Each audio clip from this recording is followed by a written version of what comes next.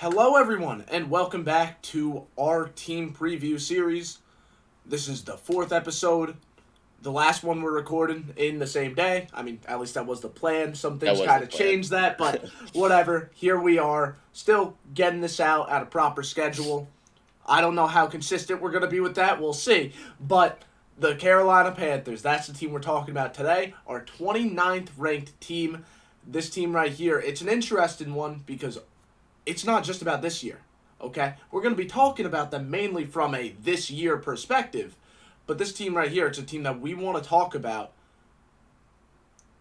because they should be on the come up. You know, when you have the first overall pick, and you also don't have the pick, but you earned the first overall pick, you can only go up. Only. That's the And only place you can and go. it seems like with the pieces they added during the offseason and the head coach they added, they probably are going up. But how far up? That's what we're here to discuss. Of course, Dino, give us a little bit of a preview. What should we expect from the Panthers this year, just from a culture perspective with the new head coach? I mean, again, you said it. You can only go up after having Frank Reich as your head coach. That's kind of where I'm at with that. He's bad, man. I was excited. Veteran coach, veteran hire last year when they got him, and he was atrocious last year from a coaching perspective, from a personnel perspective, from a play calling perspective. I mean, it was all bad, and you can only go up. And for me, yeah, you might have heard me say his name a couple times in the last three videos, but if I might have, I think I have. But their new head coach, Dave Canales. I am a Dave Canales truther through and through. I think this was one of the best hires of the offseason. I think he's one of the brightest offensive minds in the game. I think this was a home run hire for the Panthers. I've heard he's a high energy guy. I've heard the players around him love him. And again, above all else, this guy's a fantastic offensive head coach. So I'm extremely excited for this Panthers team and for Bryce Young, which we'll get to, soon in particular, because this guy's known as the quarterback whisperer. He And that's saves exactly quarterbacks' it. careers. That's exactly it. Baker Mayfield, Geno Smith, you revive those two careers. Safe to assume you could revive any quarterback's careers, right? Especially a quarterback like Bryce Young, Yeah, which Bryce Young, again, I know the narrative around him is he was really held back by the roster, but let's be honest here. Besides that Green Bay game, he was not good. He was. You watch the film. It wasn't just receivers can't sure, separate. It sure. wasn't just receivers can't separate. He didn't do much to elevate that situation, but neither did Baker Mayfield with the Panthers, and what he do on the Bucks under Canals. Yeah, What yeah, was Geno Smith doing with the Giants and Jets? Nothing. yeah. Then Canals and him worked together in Seattle, and good things happened. So that's kind of what I'm expecting here, and that's the main thing I think they added by bringing in Canals. Not just the energy, and of course that's important when you're a rebuilding team, but most importantly, at the bare minimum, the Panthers are at least going to figure out if they have a legitimate quarterback on their hands this year. Yes, yes. And uh, yeah, you can't blame it all on Bryce Young. I mean, all on that roster last year. Bryce Young did not do enough to elevate it either. But I came away after watching the film as like it is impossible to evaluate a quarterback on this team last year. I mean, Fair. Fair. yeah, the receivers sure they got open every so often for separation, didn't do it enough. But, Offensive line was bad.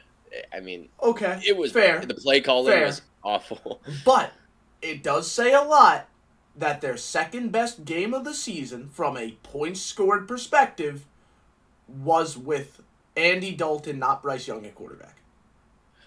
Sure, yeah, I think that's fair. I think that's fine. I And think again, that's I'm not just saying like Andy Dalton. How do you get outperformed by Andy Dalton? I think Andy Dalton's the most underrated quarterback in football right now. So we just make that very clear. We're gonna get into quarterback soon, but I just want to make it very clear. yeah. I'm not just trying to throw shade on Bryce Young, but I do think it was just the situation was so bad that's why he performed poorly excuse is kind of just that, an excuse. I think again the situation was bad, but number one overall pick, you're supposed to be able to elevate it, and he didn't. Simple as that. All right. Yeah. No, I get that. I do. I do get that. Let's move on from that. Let's move to actually talking about Bryce Young as a player. because I can agree. I don't know if he's ever going to be one of the truly elite guys in this league. And if I were to say so, he probably isn't. But Bryce Young would be a damn good quarterback on a team that he can like when I think, going back to Canales for a sec, when I think of the ideal Bryce Young offense, West Coast offense that Dave Canales runs completely comes to mind. This guy's going to get the ball out on time. He's smart. He's cerebral. Maybe doesn't have the strongest arm in the world, but he knows where to go, and he's accurate. And the other thing, he's not mobile per se, but he has some decent pocket presence. He can make stuff on the move, create when he needs to. He showed that in college. I like Bryce Young as a quarterback a lot, and I do think for the most part he got a pretty short end of the stick with this team last year. But I expect a lot bigger things. And here's the thing. He has to. Like, this offense, which we'll get to, looks like it's going to be pretty good. Like, especially with Canales calling the plays, this offense should be good. And if Bryce Young's not able to perform behind it, I think you've got a pretty clear answer as to like what you're going to do with your quarterback situation heading into year 3. Yes. And listen, I'm on the same page with you in the sense that things should only be going up for Bryce Young. Complete agreement with you there. I think the problem last year was it was way, in terms of the personnel, the receivers were way more of throw up the ball. I'm not really going to separate, but even if I'm covered, just throw it my way. I'm coming down with it. And that's just not Bryce Young's game. Simple as that. That isn't Bryce Young's game. Now you got separators. You got Deontay Johnson. Adam Thielen was his favorite target last year. He's still going to be there, right?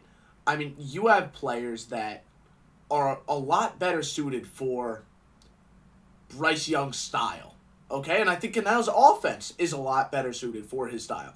Now, I do think there are legitimate questions about, is play action going to be a part of this offense? We want to see that in a Bryce Young offense. But, I mean, that wasn't something he was doing in Tampa Bay, Canales. So I'm excited to see how much of a change they make in that area. I think a lot of Bryce Young's success might be determined by that. But even if they don't, I think they're still in a good spot because the basic Canales offense is still a much better fit for Young than Reich's offense was. Yeah, absolutely. And I think a large part of not a lot of play action over there in Tampa Bay was, as much as they wanted to run the ball, that Tampa Bay offensive line was a lot worse than the offensive line I think he's working with this year. And I think there's a chance that they're able to run the ball a lot better here in Carolina, and with being able to do that comes more success off play action and more of a willingness to run play action. But we'll talk about the offensive line when we get there. Let's finish up with the quarterbacks. You already mentioned Andy Dalton. Again, so underrated as a quarterback. He could start.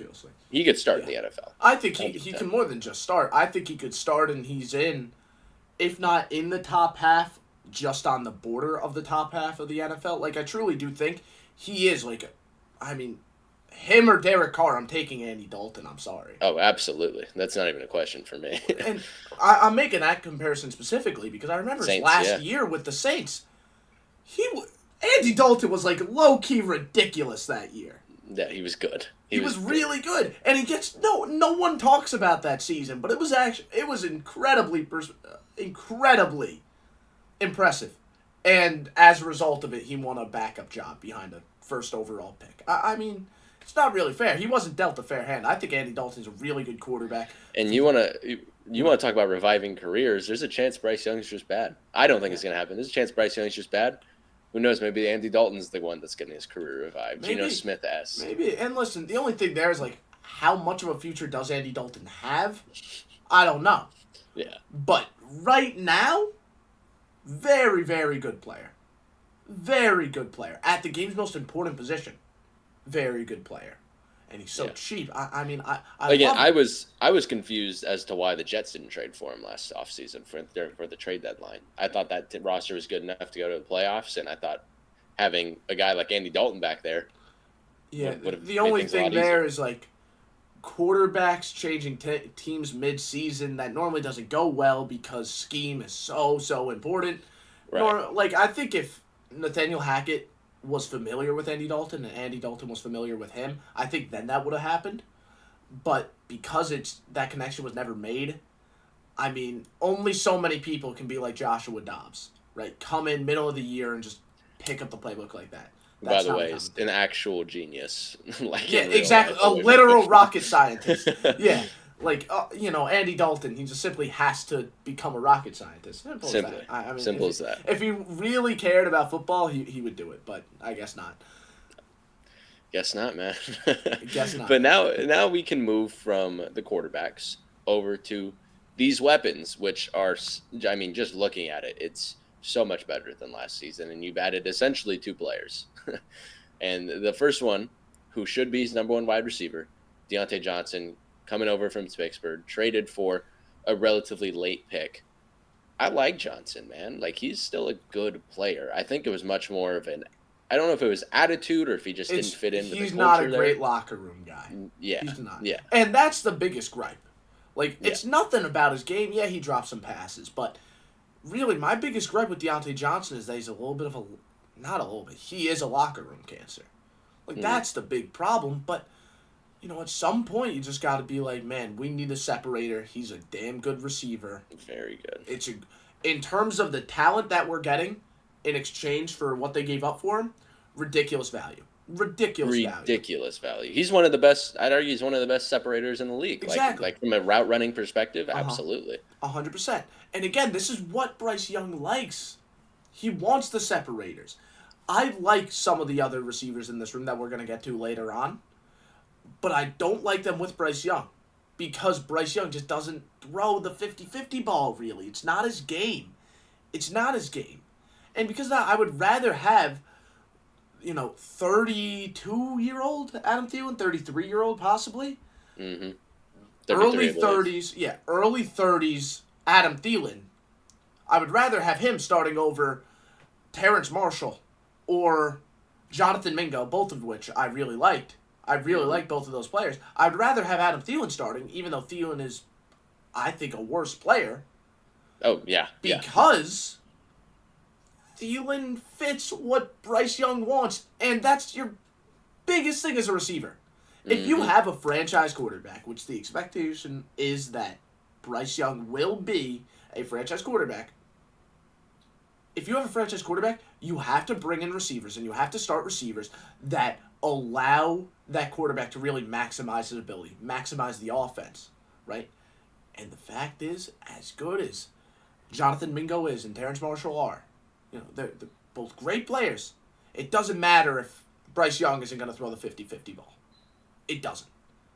So because of that, roles for guys like Adam Thielen and Deontay Johnson, it's really important because you can't have your only great route runner, your great separator. You can't have your only guy be 33-year-old Adam Thielen. You have to get another guy. And Deontay Johnson fits that bill, and he's a lot better at it, too. If Adam Thielen could put up 1,000 yards last year, Deontay Johnson could put up 1,200. Are you kidding me? Oh, absolutely. Absolutely, without a doubt. Especially in this offense. And now we look at the guy who, first-round pick, last pick of the first round this year, Xavier Legette out of South Carolina. This is, this was height, weight, speed. Maybe not even height, weight. This was speed and some height and some weight. Like, he is big dude, a lot of vertical speed. He can go up and get the ball over people. I don't know about him as a route runner per se. Not really a. He has a couple of routes in his bag that he runs really well. He does. He does. He's a good comeback route guy. Very good. Yeah. He's really DK Metcalf-esque. He is, and that's not just because of the height. It's not just because of the speed, although that's part of it. But it's also, I mean, he's the type of big man that you want to see after the catch. Okay? And the route tree is really similar. Both of them sell vertical really well, and they can cut back when needed, and because of that, great comeback route runners. Great comeback. And Bryce Young, being a timing pocket passer, he loves guys like Legette. Loves it. Not to mention, Legette could also catch the 50-50 ball if needed. I don't think we're going to see it much, but he can do it. I'm excited for Legette, man. Let me tell you right now. I am too. I'm huge on Leggett. Well, and it's not just like the on-field product too. Have you heard him in press conferences? Oh, I love it, man. I love think it. he could really become like my favorite one of my favorite players, like almost instantaneously. And I don't remember the last time I said that about a Carolina Panther. I don't. It's been a while. It might have been ever since Luke Kuechly. It really might have. Like I'm excited for Leggett, and I really hope he works out just because of how funny of a guy he seems to be. But overall, just as a player, he's exciting. It's so exciting to see DK Metcalfs. Everyone loves DK Metcalfs. You know, we need more generational freak athletes. Yes, we do. Yes, we do. He is, and that's the thing. He is a freak of nature, man. Like he moves differently than everybody else on the field. At least that's what you saw in college. Like playing against those college athletes, you saw he was a man amongst boys. That's what it was. But it doesn't stop there. Again, like you mentioned, Terrace Marshall Jr. and Jonathan Mingo. Now, I'm not as high as Terrace Marshall, but I loved Jonathan Mingo coming out of college. Jonathan Mingo was my 5th ranked receiver coming into that draft. Like, I was huge on him. And, yeah, I don't think he was very good last year watching the film. But I think he was used extremely incorrectly. That's my thing. That's my thing. Was he great at separating? No, not at all. Yeah, last year he wasn't good at that in college either. Yeah, that's what I mean. He didn't get, and he also didn't get many like after the catch opportunities. And that's my main thing. It's not even the contested catch stuff that like irked me.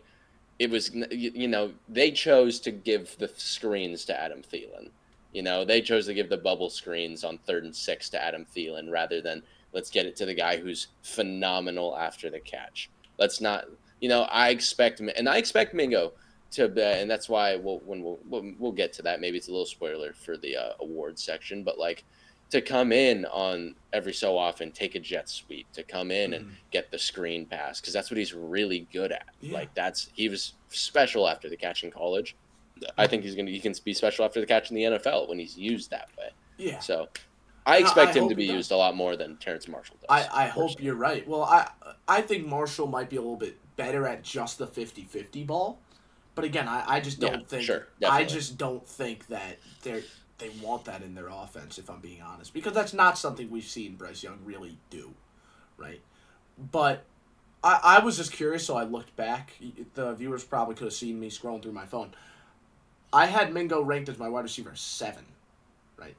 Which I thought I was a little bit higher on him, but still, Mingo is a player that I really like because of his skill set, and he has a really unique skill set. I just want to see it get utilized. I find it a little bit difficult for him to find a role, though, because now we look at their tight ends. Jatavion Sanders, bringing him in, all of a sudden I don't feel like there's much of a role for the Terrace Marshalls, for the Jonathan Mingos. Okay, I really don't. I think there's much less of a role for Terrace Marshall. I disagree with Mingo. I think they'll find a role for Mingo. Listen, maybe as a gadget guy, but he would be purely a gadget guy.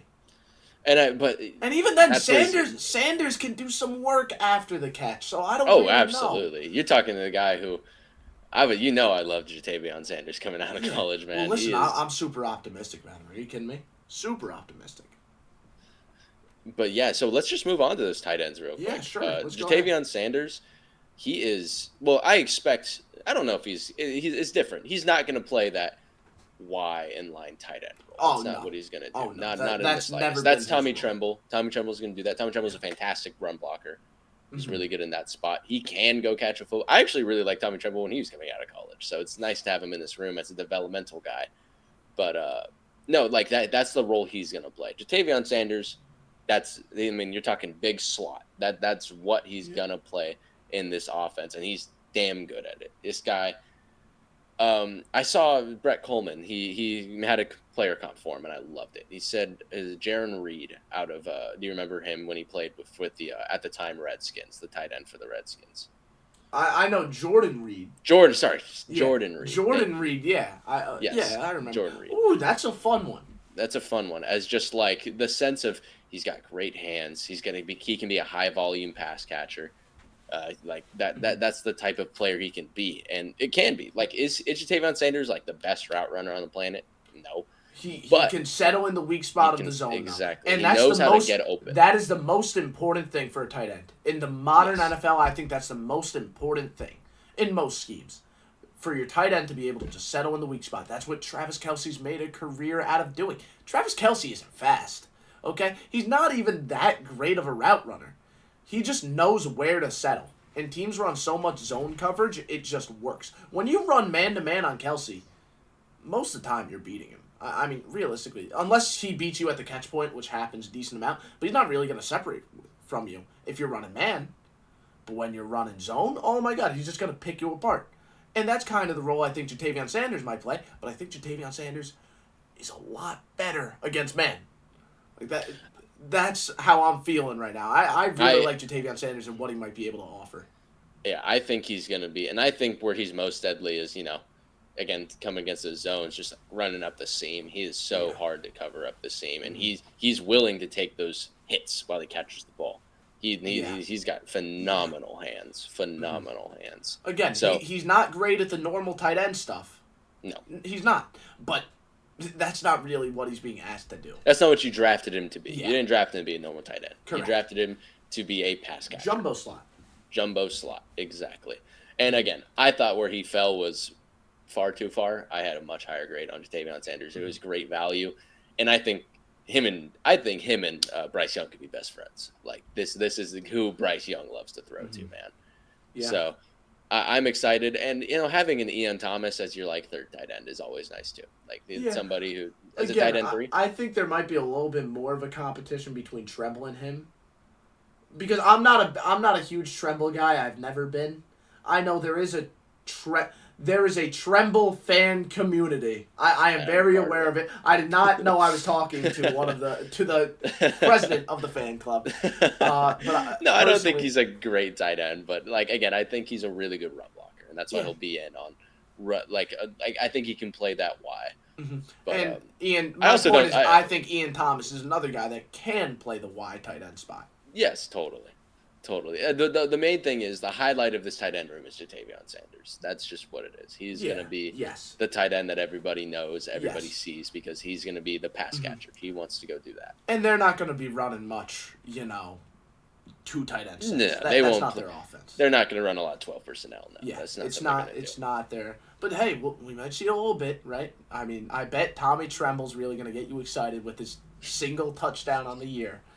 But yeah, no, listen, it's a good tight end room, and it's a good room of weapons. And then you look at the running backs. And that's where I get pessimistic here. There's a reason this team's 29. Are you a Jonathan Brooks guy? No. Okay, so we're in agreement. I was not a Jonathan Brooks. He was not one of my top 5 for running backs, personally. And were you accounting for injury? Because that's where I think the conversation might change for some people, not me. Yes, I was accounting for injury. I was accounting for injury too, but if you weren't... I also didn't love if you weren't accounting for injury, where do you think you would have ranked him? He would have been in my top 5.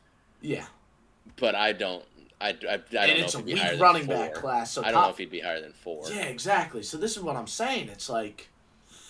Yeah, you drafted this guy in round 2, really? That's what we're doing? It was one of my least favorite picks of the draft. Oh, my God. Especially because I can say pretty confidently, Chuba Hubbard's a better running back than. And are you even a Hubbard guy? No. This is my point. This is a really bad running back room, and they just spent a second. No, I like Hubbard enough. Like if he's going to be getting touches, I thought he was fine last year, but you want better than fine. Absolutely. I like him as part of a 3-headed monster. I think Miles Sanders is the best running back in this room, and I'm not big on Miles Sanders. That's tough. That's really tough. I think it's better than Jonathan Brooks. You go. So we're saying Jonathan Brooks is the 3rd best running back in that room. They just spent a 2nd rounder on him. Yeah. And he's coming off injury. He could be even worse. Yeah. Listen, that was not only was that a bad move, it's still just a bad running back room. It is. And they took him when again, I know you weren't as high on him because we've talked about it, but Trey Benson was my top running back by a decent margin. I loved Trey Benson. I think Trey Benson would have been awesome in this offense. I think who's even better? One of my top guys, Isaac Guerendo. Oh my God, we were both on the Guerendo train. I was on the Guerendo train, and he went to a West Coast offense in the 49ers where he fits yeah, perfectly. in what, the 5th round? 5th round. Yeah, dude. so he was my second-ranked running back. It was an idiotic decision, but ignoring that, just looking at the running back room now. I mean, am I being too harsh? There's one thing we have to mention it because if he's healthy, who knows? Mr. Rashad Penny is in this running back room. Fair. You know what? Fair there's point. There's a world where Rashad Penny is good. If he's healthy, there's a world 3 weeks. where he's good. And then he gets hurt. Okay? Yeah. There's a world where he gets 350 in 3 weeks and then he gets hurt. Okay? What are the odds that Miles Sanders and Rashad Penny reunite? Huh. Seriously. Yeah, I just noticed that now. That's strange. I mean, listen, jokes aside, Rashad Penny, when he's healthy, has been a dog. It's just can't stay healthy. Can he stay healthy? Yeah, not at all. But it's not a running back room I feel optimistic. All of these guys are good at give me the ball and I'll read what's in front of me, zone block and like that's what these guys are. Yeah. I just don't think any of them are that great. Like formulaically, I understand it. It's the right scheme fit. You have the right type of running back to run this scheme. It's just you don't have a single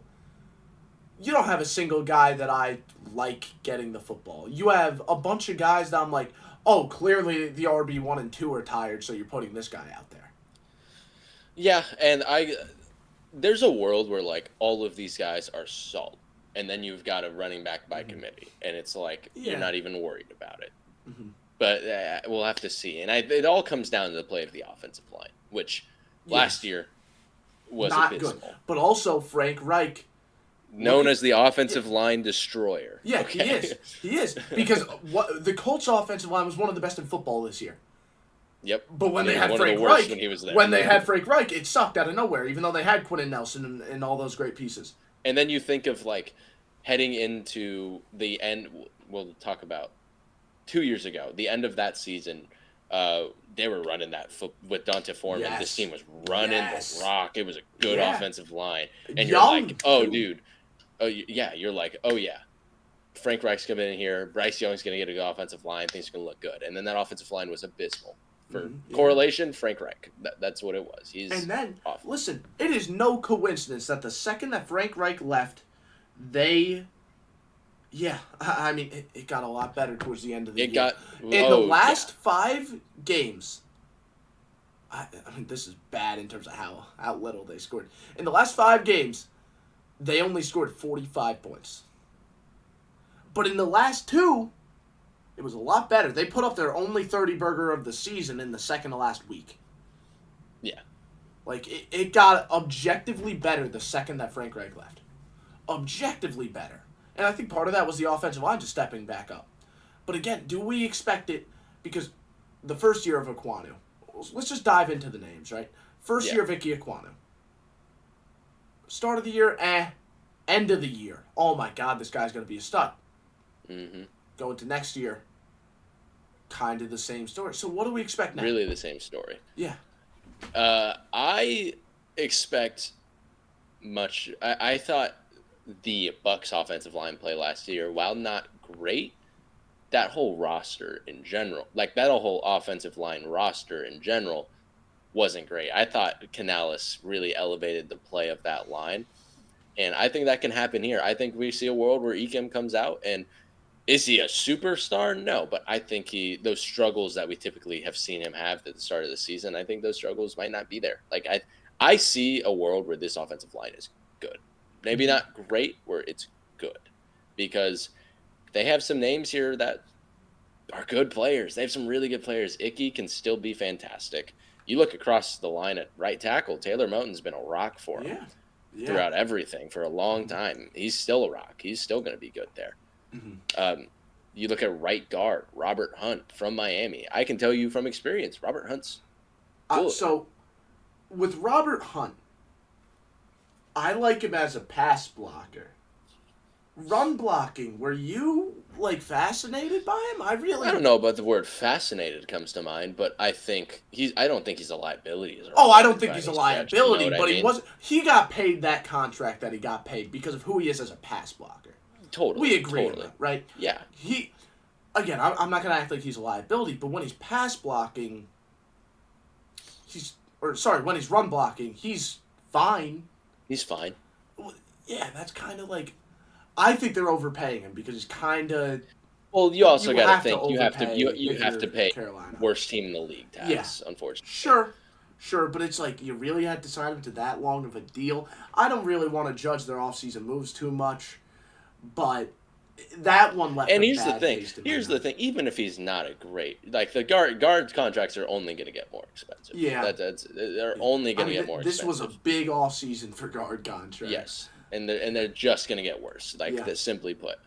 And if you're going to pay that much for a guy who is this much of a security blanket as a pass protector, I think that's fine. Like, sure, is he going to rule the world on a team, and a team that might but not even run the again, ball all that much? my thing is, and I guess it's gonna be a similar scheme here, so it shouldn't really matter. Yeah, exactly. But we're saying, oh, he's such a great pass blocker. How long was Tua holding the ball in the pocket? Right, but how long do you think Bryce Young's going to hold the ball in the pocket? There you go. Here? So, but then in that case, do you really have to invest that much money into the guard position?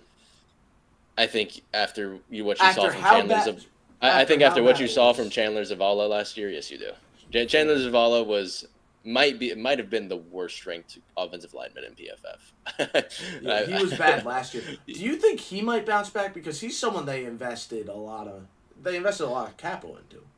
I mean, he was. I don't know if he really fits their style as an offensive line. Like I think he's much more of like, I want to maul you. Like that's what I want. And they're his own team. Exactly. Really. So I think he might be one of those guys where it's like, we didn't really pick you, like our regime didn't pick you. You know what I mean? Like, it's good to have as a backup, but so you think Damian Lewis gets the start? I'm in agreement. I thought he did. I thought he would too. But Damian Lewis a better lineman than I'm giving him credit for? I wasn't a big fan of him. I mean, he's not great.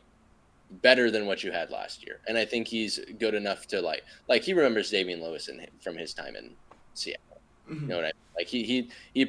Like he probably thinks, hey, you fit my scheme well enough. Like as long as there's not a liability along this line, because there were debatably 3 last year, like we feel good. Like even if you're not a great offensive lineman, even a good one, if you're an average offensive lineman, I can work with you because that's what he worked with last year. Would you give Lewis that average offensive lineman label? Because personally, I'm hesitant to.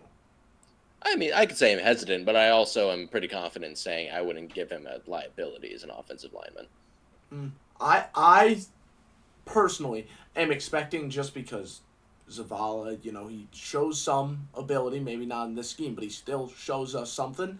I wouldn't be surprised if it's a little bit more of a competition in training camp. And that's fine. I don't think highly enough of Damian Lewis to argue against that. Like, I did not like what I saw from Chandler Zavala. Yeah, no, and listen, I get it. I am 100% behind you. I saw the Panther film too last year. It was bad on the offensive line, 100%. I'm just saying, I don't know how much of an upgrade. Well, he's definitely an upgrade. I don't know how much of an upgrade Lewis is, though. Right. Because I thought Lewis was also really not good last year. So that's where I stand. But Corbett as the center, he's someone I'm kind of excited to see. I'm very excited to see Corbett as the center. I think he, again, fits this scheme really well. I think it's a matter of, him staying healthy, and if he can, it can be like a really good center for him. I think it'd be really good, and he's really smart too, really cerebral guy. Like that's what you want at the center position. Again, I look at this line and I don't see a liability. The only liability I potentially see is at that left guard spot, and that's a potentially. I don't think Damian Lewis is. If he's your weakest link, you feel pretty good. You feel good. Exactly.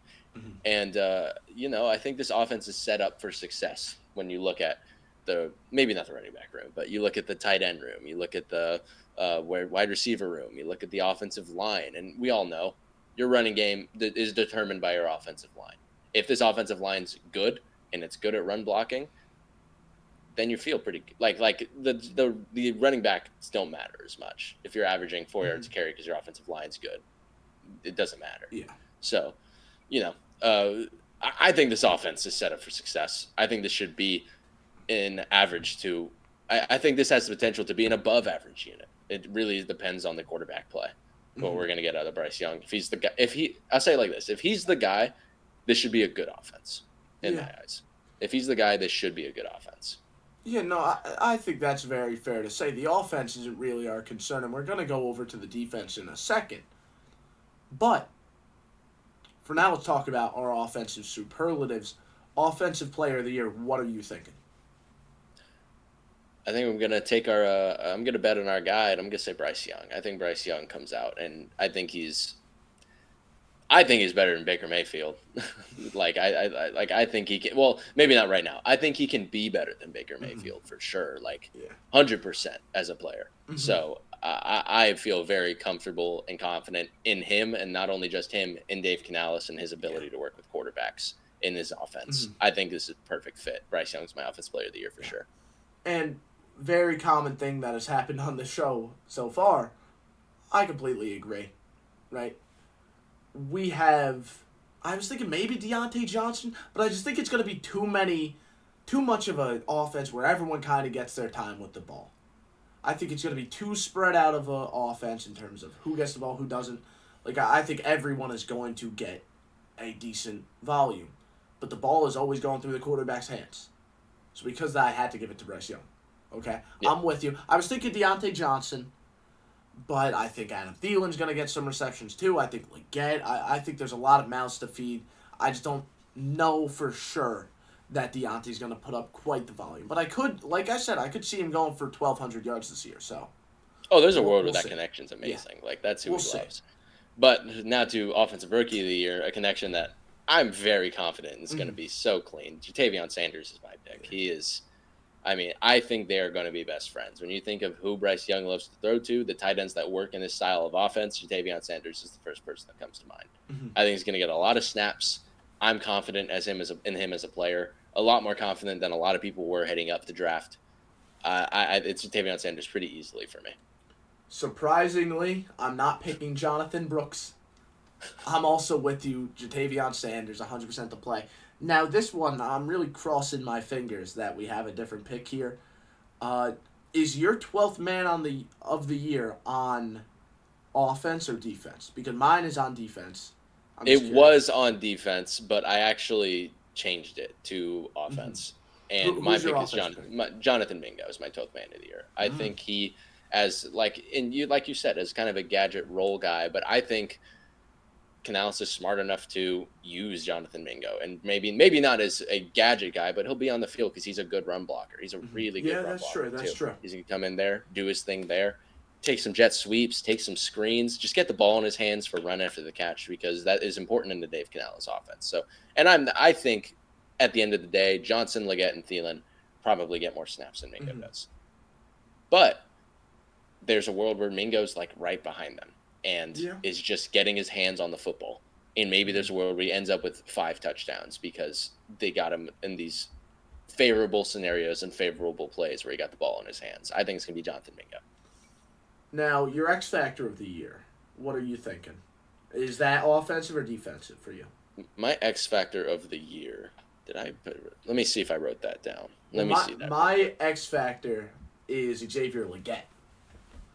My thought with that, thought with Leggett is, I mean, we're in agreement, right?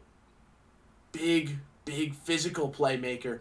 I think they're definitely the most physically gifted offensive weapon. And while I see Deontay Johnson as someone that could, you need a first down, you could target him running a slant. Okay, cool. Like, I think he could go ahead, get open. I think Adam Thielen will be very good at settling in the weak spot of zone. Same thing about Jatavion Sanders. Who's going to be their playmaker, though? Yep. That's what Leggett's going to do. Okay? That's what they have him for. I think he's similar to Mingo, just turn it up times 1,000. Yeah. That's what he's going to provide you. I think that Leggett is going to go out there and put together a really good season, or I think it's possible that he goes out there and puts together a really good season, and in that scenario, the Panthers as a team will really be higher than we have them on this list. So my X Factor is actually on defense, we'll get to that when we talk about the defense. We'll get over to that. So my 12th man is on defense. Your X Factor is on defense. So we'll get into that later on when we do defensive superlatives. For now, though, let's just talk about Ajaro Evero and that defense. How do you feel about that scheme? It's from the Fangio tree, a lot of quarter, half, whatever you want to call it, cover six. There's a lot of different names that you could call it, but tons of it. Yeah. Point is, you have one safety covering half the field, two other guys doing two deep thirds, or like two deep quarters, I guess. Yeah. That's what you got. It's a defense that really got popularized in like 2018, around when Fangio was really taking over the league with the Bears. Now there's a lot of Fangio disciples littered all over the league, because even if you don't run cover six a lot, you got to know how to run cover six, quarter, half, whatever you want to call it. And Ajaro Evero is one of the guys that make that the base of their defense. Evero has done a really good job ever since coming into the league. He did a great job in Denver. Now he's on the Panthers.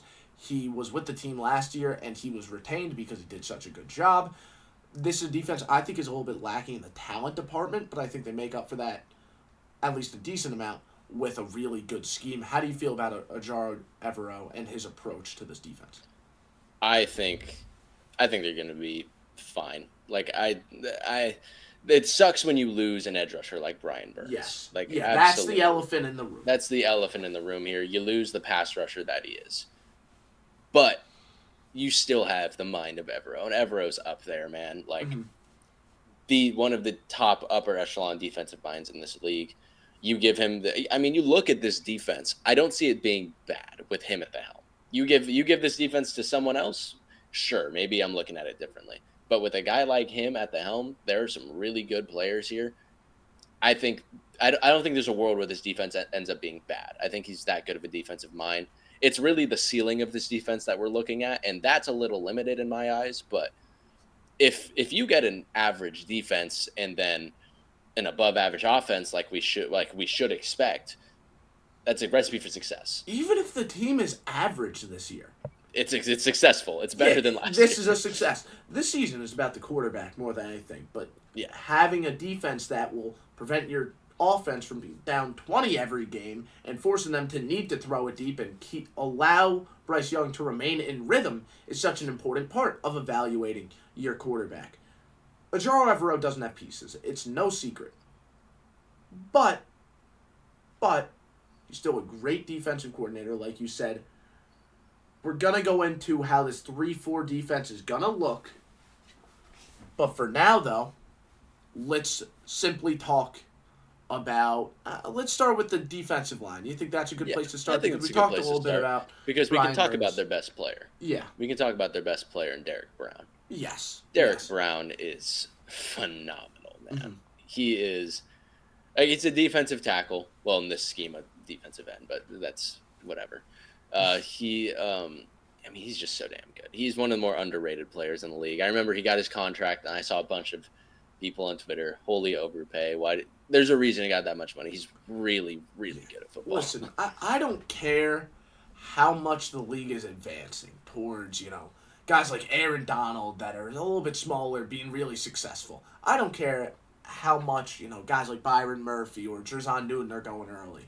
I don't. I could care less. There is always going to be a place for the Derek Brown, I'm going to just annihilate people with physicality. Because Derek Brown isn't doing stuff with, speed, rips. Like, no, that's not his game. But when he gets his hands inside of you, oh my God, you are going into the quarterback's lap. Yeah, that's just what's happening. And don't even think about running the ball on him. That's not something that happens very often. He is such a spectacular player, and he's doing it the old school way. Yep. He is just simply being a big defensive tackle. Big, strong defensive tackle. There will always be a role for it in the NFL. And when they're as good as Derek Brown, it could still be a 3-down role. It still very well can. And he has the stamina, too. He's a heck of a player, man. He is just phenomenal. And that's just one thing. I see this run defense being good, like just straight up good. It's really how often they're going to get to the quarterback in my eyes. But because you look at Shy Tuttle, not a pass rusher in the slightest. Good run defender, man. Really good run defender. Big dude. Guy. Big dude. They have a type. Dude. They have a type. Ashawn Robinson, good run defender. Not much of a pass rusher, but like he's going to be there. Mhm.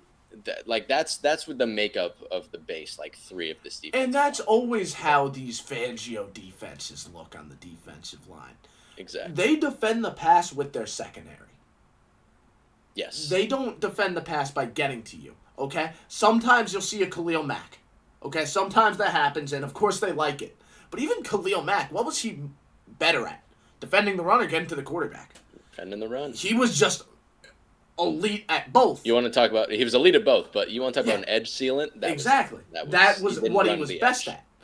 And that's how these defenses are built.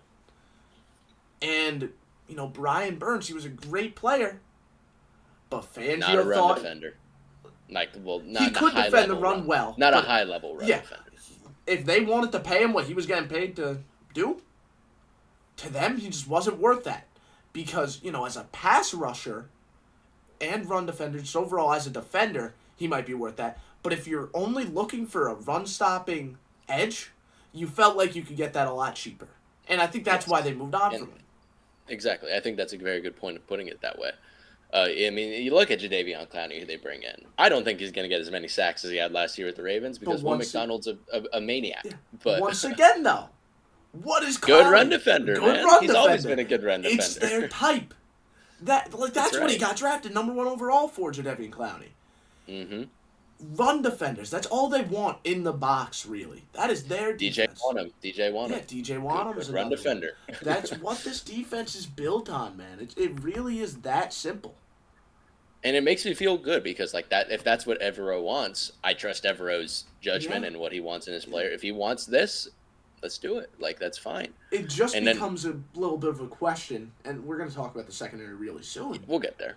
Yeah, but it becomes okay, you have a lot of confidence in your secondary. Do you have the personnel? Right. And that's where I kind of want to shift gears a little bit here, unless you have one more thing you want to say. I do want to mention 2 more guys. Clavon Chaison's on this team. He came here in free agency. Yep. There's a world where, he at the end of the day, he's still athletic. He's still what he was coming out of college as really athletic. If someone is going to be that third down pass rusher, it'd be him. And there's one other candidate for that, though, and that's Amari Barno. I wasn't a fan of him coming out last year, but a lot of people were, as this kind of developmental, lighter project edge rusher guy. Who knows? We'll see. Maybe Evero turns him into something. But less of a point there. I did want to touch on the linebackers, the interior linebackers. Okay, we'll go over the – okay, yeah, sure. Front to back, We'll start with Shaq Thompson. Really good linebacker. Yeah. Really good linebacker. Coming off injury. Off injury. Yeah. I think maybe it affects him in coverage a bit. I still think he's going to be fine, say it with me now, as a run defender, like he always has been. Yeah. And that's a part of what. And then you look at Josie Jewell right next to him, who actually a little underrated in coverage. I think he is. Well, I think they're linebackers. I don't think they're gonna go out there and bring in Blake Martinez, those types of guys that are purely just there to defend the run. Yeah. But I do still think it's a top priority. But they do look to get guys that could cover, and not even just cover people well, but guys that really cover space. Yes. He's looking for athletes. Joe Evero, and that's to be expected when you're running this type of defense. You need athletes, right? Because you have to cover more space here than you would in a cover 3. And they run a little bit of cover 3, but, that's kind of the difficult task for them here. So, yeah, I agree. This is a linebacker core. I don't fall in love with it, but I like the personnel, and I think it's very good for the scheme. Yes, I agree. I didn't like his film very much, but again, as you said, as an athlete, they draft Trevin Wallace. He's there. He can be something. Who knows? Again, I think this front seven's fine. I think this is not the issue with this team. I think again, the potential issue with this team comes when we get to the secondary, where we'll start with the good part. Well, potentially good part in J.C. Horn, who, when he's healthy. Really good. Ridiculous. He is really ridiculously good cornerback. But he's never healthy. Never been healthy yet. He gets injured every year, 4 games in. Not even. You're lucky if you get 4 games out of him. And it's so devastating because you look at who's behind him. There is so little to work with. I'm worried about them just having some of those guys as cornerback twos. Make them I think, cornerback one. yeah, And I'm petrified. Petrified. And definitely. it's so much more concerning because this defense is literally saying we're in a pass-happy NFL. But we're putting all our confidence against the pass on our secondary. Mm-hmm. Mm-hmm. I hate it. It worries me too. I like Dane Jackson quite a bit from Buffalo. Do you? That I do. I think Dane Jackson. I like him in this scheme. I like him in this scheme. I like him. I do. I don't. I'm not saying he's great. I don't even think he's a good I've corner. never been If he's high on him. if he's going to be your cornerback too, I feel good. I feel okay about it. I'm not going to stress too much. Now after that's where I'm like, okay, like Troy Hill, don't like that. As a nickel, he plays kind of the traditional nickel. Like, he's a tackler. I guess. Yeah. I would like him to be a backup because now he's just too old. I think that's the Yes. worst thing about it. Like, in his heyday, he was a pretty good nickel. Oh, absolutely. But now it's just it's old. He's just old. And that's at nickel, you have a lot of space to cover. You have to worry about both your inside and your outside a lot. There's a lot of space, Falling one step behind is a nickel corner when you're slower than most people in the NFL or slower than most receivers in the NFL. It's really, really worrying. I like him as like a backup nickel. He's your starter. Yes, and that's exactly. the thing there. Someone I am kind of excited to see, at least to see what he can be, is Chow Smith-Wade. I liked him at Washington State coming out as a rookie this year. I thought he wasn't like top five. He was like borderline top 10 corner in this draft for me. But it's a sense of like he really fits this scheme well. I think he's a very good scheme fit, and he could be. Who knows? Again, ideally, you're looking at like, I don't know. Can Dane Jackson play nickel? Well, so I was just looking up Dane Jackson just really quick because I hated his film. If I'm being honest, hated. And I was just curious, maybe he was someone better in the past, and obviously I can't go back and watch the film mid-recording here. Of course. Because, again, he was not someone I expected you to really be talking up in any way, shape, or form. I really came into here expecting for both of us to agree after J.C. Jackson, they're just boned that corner. But I'm looking at his Sports Info Solution numbers right now. He allowed a 70% completion rate last year. And before that, he was really just floating around high 50s. And, he allowed 500 yards in 2022. So it's like, I really am not a fan of him as a cornerback too, let alone he's going to be a cornerback one for most of the year because J.C. Jackson's going to go down. Yeah, that's the main problem. I think having a cornerback like not J.C. Jackson. We keep saying J.C. Jackson. J.C. Horn. Oh, yeah. Yeah. I think a cornerback like J.C. Horn makes things on this defense a lot easier because suddenly you don't have to worry about that side of the field as much. And then you can maybe put more focus on the other side, come up with some stuff to make things easier on that side. Actually, no, we'll get to that. But let's talk about the safety room because I like the safety room a lot more than I like the corners. Yeah. I like Jordan Fuller. I like Jordan Fuller. Sure, but them losing Jeremy Chin, they downgraded there the same way they did on the defensive line. Right, absolutely. It isn't as bad as it isn't Xavier Woods. I like Xavier Woods. I'm you're not worried. You're not. There's a lot to worry about in the secondary. I'm not worried about the safeties. Sure. I'll agree with that. But still, what's the main reason this team is ranked 29? It isn't just the cornerbacks. The safeties are part of that too. Again, this isn't a defense where you settle for just mediocre safeties. Totally. This is a quarter half heavy, cover 6 heavy defense. They're going to run a lot of cover 3 too, but this is a defense where there's a lot of stress on that secondary and they don't generate pressure. They are not going to be generating pressure. It is going to have to be on the secondary. And I just don't have a lot of confidence in that. I love Evero. I do. I love his scheme. This is really going to be one of the worst defenses in football. I feel very, very confident in that. I disagree with that. I just trust Evero a lot. That's a projection thing. If you're looking at it objectively, you're absolutely correct. I think Evero is going to figure it out. I like that's the type of mind I think he is. Like when you look at, I think he's up there with the Brian Floreses of this league. And you look at what Brian Flores was working with last year. You know what I mean? Like that should have been the worst defense in football, and that defense for like 12 weeks was the best. I'm not going to say these guys aren't going to like. This is not going to be this isn't going to be a top defense by any stretch. No, I don't see this defense being one of the worst. I see this defense being average, maybe even a little below average. That's as far as I see it falling with a guy like him at the helm. We know how much a good defensive coordinator can make a defense because he knows how to utilize his players. They can adapt. I think Evero can do that.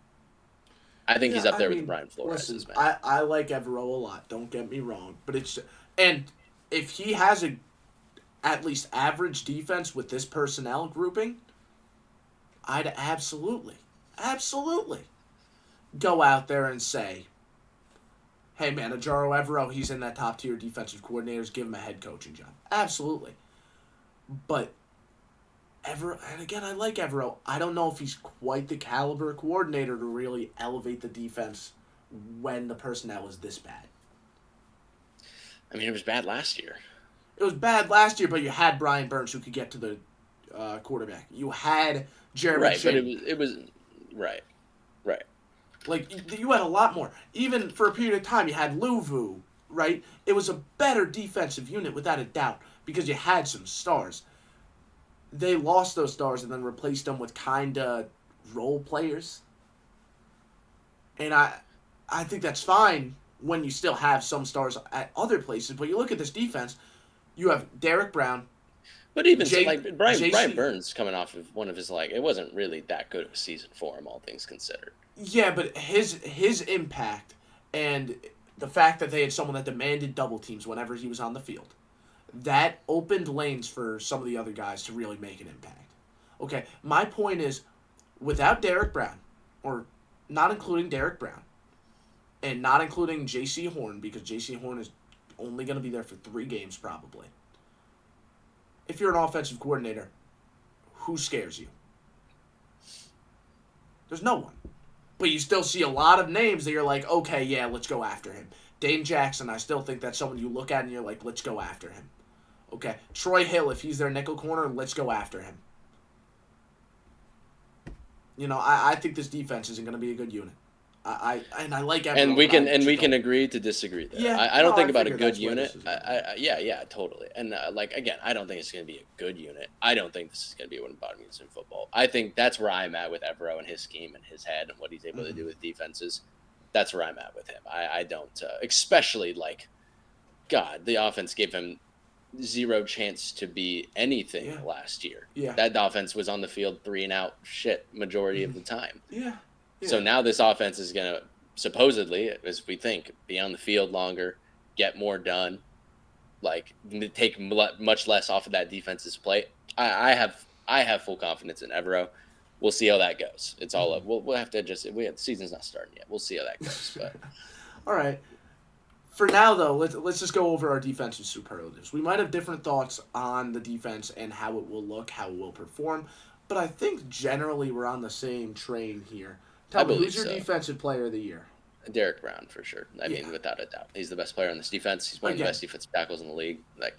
If J.C. Horn stayed healthy, would you maybe go him? I think I would. Well, I can't go him because he's my X factor. I think J.C. Horn's my biggest X factor. You know what? That's a good pick. Because if he does stay healthy, for one, I think he'd be one of the best corners in football. Yep. And 2, this defense is a lot better. There's so much less to worry about because you can J.C. Horn's a corner you can put on an island. Oh my God. You can say, J.C. Horn, take that. I'm gonna focus as Evero. I'm gonna put my focus on these other players that need the help. Mm-hmm. So, and suddenly this defense is a lot better. Oh yeah. A lot better. I strongly agree. I'm definitely behind. That's a good pick for him to be your X factor. Not just him, just his health more than anything. Because we know he's a good player. It's just, will he be healthy?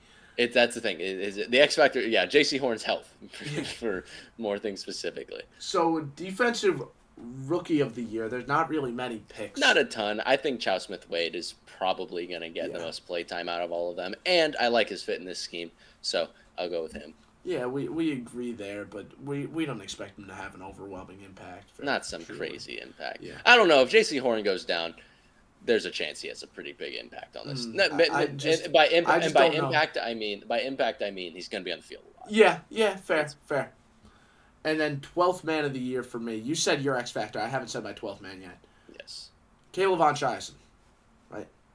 Okay, because mine was Clay Von Scheisen. No, I remember that. I'm glad I switched that. So go ahead. Yeah. Well, I just look, because I don't have confidence in the secondary, I need to know who could get to the quarterback. Mm-hmm. And I look at the names. I mean, there's a part of me that wants to maybe go to Devin Clowney, but I think they might need like a true designated pass rusher type of thing, like a straight up Josh Uche. Yeah. And that's what Chasen plays for me. That's the role that he's going to play. And I think substituting him in on third downs, he could be such an impactful player. In that role. Totally. I absolutely agree with you there. Mm-hmm. And now, once again, this still is one of my favorite parts, probably my favorite segments of these shows. Special teams. Let's throw some random shit at the wall, see what sticks. Go right ahead, lay it on me. Punt returner, what are you thinking? It's got to be Leggett. You got to get the ball into Leggett's hands and just see what he can do after the catch, because, I mean, that's what you drafted him for. Punt and kick? What do you think? I think there's a chance he does both, but I do think they want him on the field more often than not. I could see it being both at the start of the year. Yeah. And then as the season goes on, he gets subbed out of one or the other. I think Mingo could see some reps there, although he's not maybe the fastest guy. He is really good with the ball in his hands, so he can get the stuff going on there. If Mingo really doesn't have much of a role on the team, which is very possible, I could see him being a really good gunner. Oh, totally. Amir Smith-Marset, I'm thinking, is either going to get... He's 100% going to have some role there. Yeah, either a kick returner or a punt returner. I'm not sure yet. But I say you give Leggett one, and then Marset the other. Yeah, that's where I'm leaning. Marset was a good returner for him last year. Yeah, no, he absolutely was. Really good. He absolutely was. But now it's a new kick returning, rule. Yeah, we got to see how that goes. Is there anyone you think overwhelming pass block or overwhelming lead blocker here, or no names that really? Trevin Wallace comes to mind. That's just an athletic linebacker. He's an athletic linebacker. Again, that's the thing. It's like linebackers and tight end is really where we're looking. Really, that's exactly where you're looking. Maybe even some safeties if they're big enough. Like I don't think they have that on this team. Yeah, especially like Jordan because Fuller now is with not their going to scheme, do it. They're not exactly looking for that. But I mean, like. Again, Terrence Marshall might get a role. Tommy Tremble fan club getting a role in special teams as a blocker. And David Moore might be someone we think about as a punt returner. Maybe. Totally. Him. The problem is I want to say like Josie Jewell, but he's going to be starting. I can't say him. Even like Tay Davis is someone I think about here. Yep, Amari Barno. Yeah. If he doesn't get a role. Mm-hmm. 6'5", 245. There's definitely names that come to mind. There definitely are. I think their special teams should be really interesting. Again, I really like what Leggett might be able to do because they have some guys. They definitely do. Yep. This should be an exciting special teams unit. Now, though, let's wrap it up with our ceiling and floor for this team. What are we thinking? Looking at the schedule, let's start with the ceiling. Be optimistic. I mean, that schedule's not that actually, that schedule's kind of bad. That schedule's kind of no, it's a rough schedule. I don't know, man. Like, listen, if you really want to say very optimistic, if Evero can go out there and really keep this team together, I think there's a world. I think there's absolutely a world where this team can win this division. I do. I think there's a world. Now that's barring another.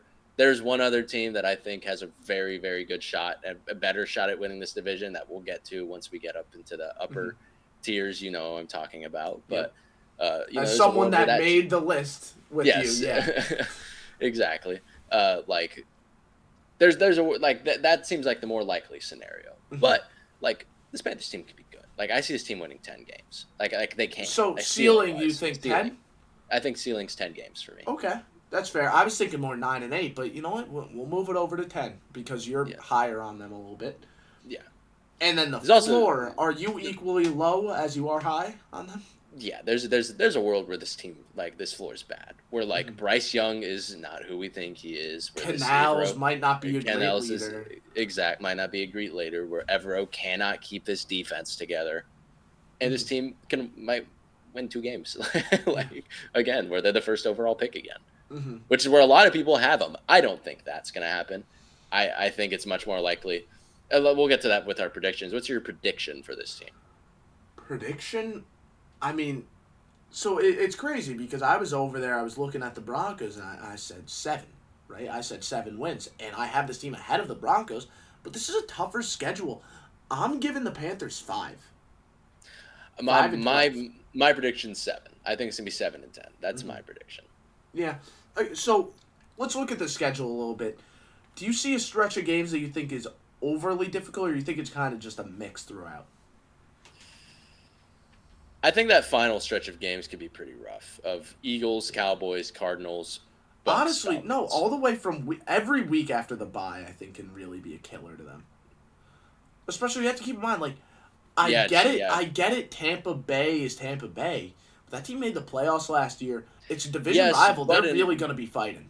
They're going to be fighting, but I also we've talked about this. I think, and we'll talk about it more when we get to the Bucks. I think losing Dave Canales was a really huge deal. But okay, even if you feel that way, that's the only gimme. Totally. That's the only one you can make. Absolutely. Yeah. That's the only one you can make an argument. That one, I mean, I don't want to say our thoughts on one of those teams because I want it to be a bombshell when we drop our ranking from. Exactly. But, yeah, no. I can't even. Before we even say that team, I can't say that's anywhere near a gimme. That is a really difficult game. Yeah, no. I mean, and then even before that, I mean, I don't see many gimmies. There really aren't. Listen, when you're the 29th team, I don't know if gimmies exist because realistically, you are the gimme.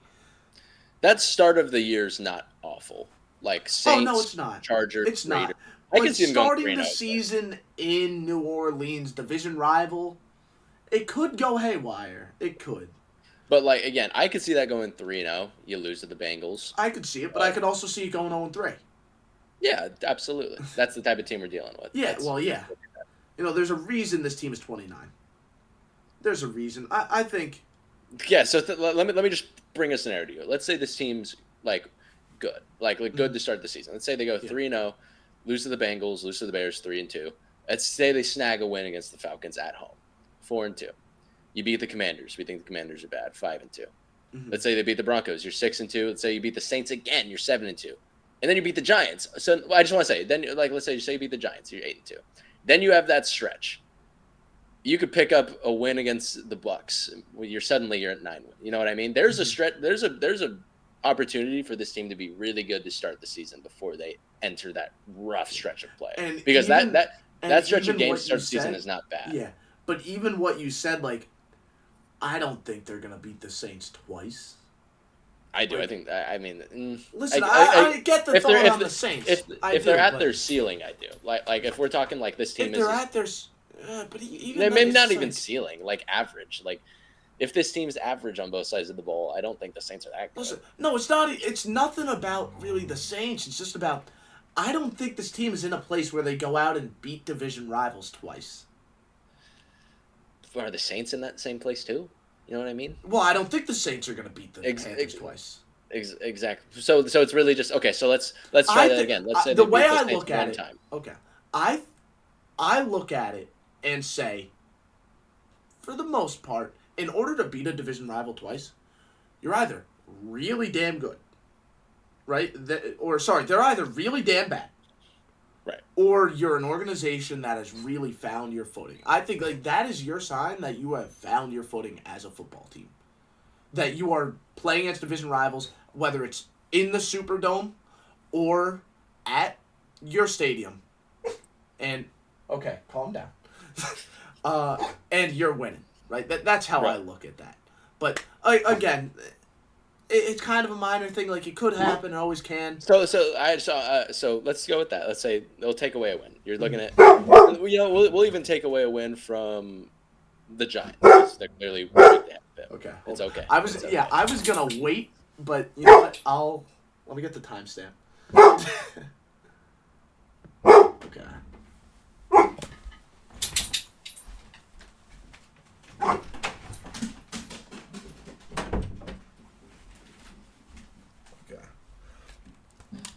Like I said, I was gonna let him out when we wrap it up, but whatever. All good.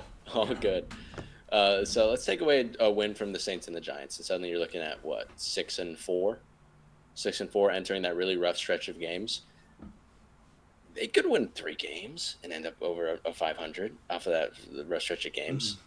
There's a possibility there. Like I just want to bring up like that start of the schedule is relatively easy outside of like 2 games. That what I'm trying to say is that schedule outside of 2 games, I could see them getting a win from. You know what I mean? That's where I'm at with them. And then at that point, who knows? Maybe they can grab a couple wins against some tough opponents. But that's all we have to see that first. Yeah. Again, I'm sticking with 5-12. That's fine. I'm going 7-10. That's my prediction. All right. So that's all for this episode. I hope you all enjoyed. The last episode went up on Dino's channel. So did the Patriots episode. So definitely check that out. We plan on continuing to work on this project throughout the summer. Mm-hmm. We're going to wrap up all 32 teams before the season starts. That's the goal here. You know, it's going to be a big project, but we're prepared to take that on. We hope you're all enjoying so far.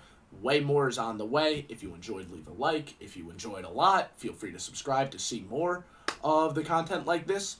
And yeah, we'll see you all next time.